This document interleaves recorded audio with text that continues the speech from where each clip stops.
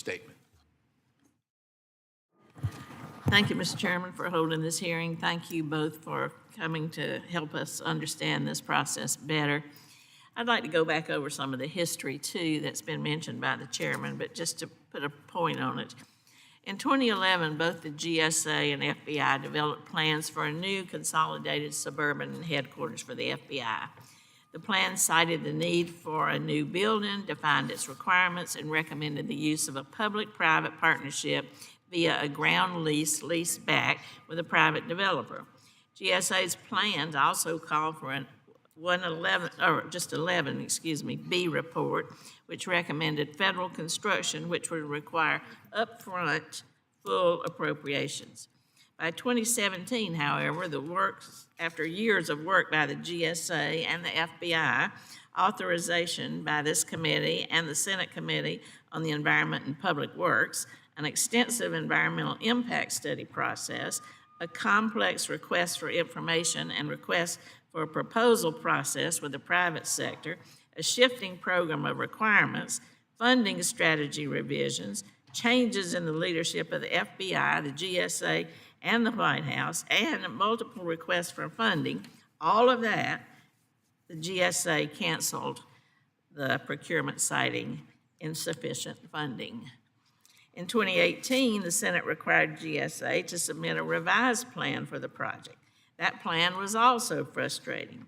Attempting to justify FBI Director Wray's newfound desire to remain on Pennsylvania Avenue, the plan claimed that tearing down the Hoover building and rebuilding a new facility on the site could be accomplished for the same cost as building a new suburban campus, whether that campus was to be in Virginia or in Maryland.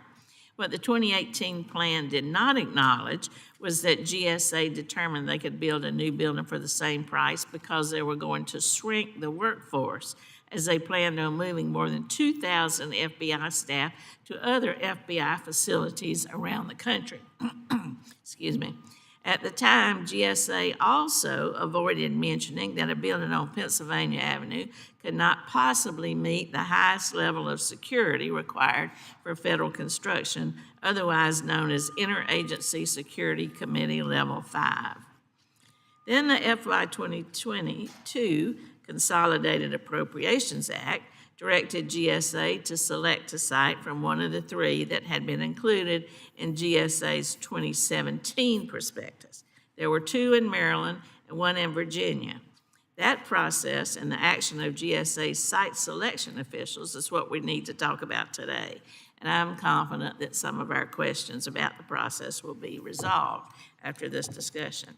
I don't want to wait, however, to examine the structural weaknesses in the previous FBI headquarters procurement process, so hopefully we can avoid those same mistakes in the future.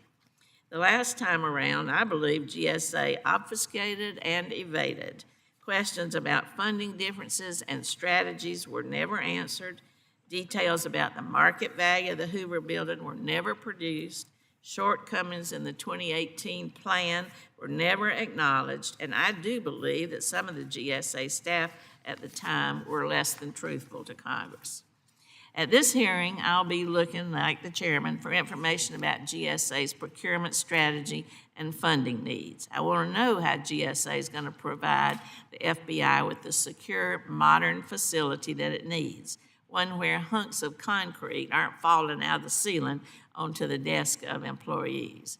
The current Hoover building is the only level 5 federal facility in the midst of an urban area.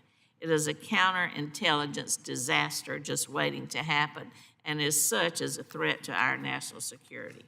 We cannot forget our commitment to providing our law enforcement with the tools they need to protect all Americans. So again, I thank you, Mr. Chairman, and I want to thank our witnesses for being here, and I look forward to having some of these questions addressed. I yield back. The chair thanks the gentlewoman.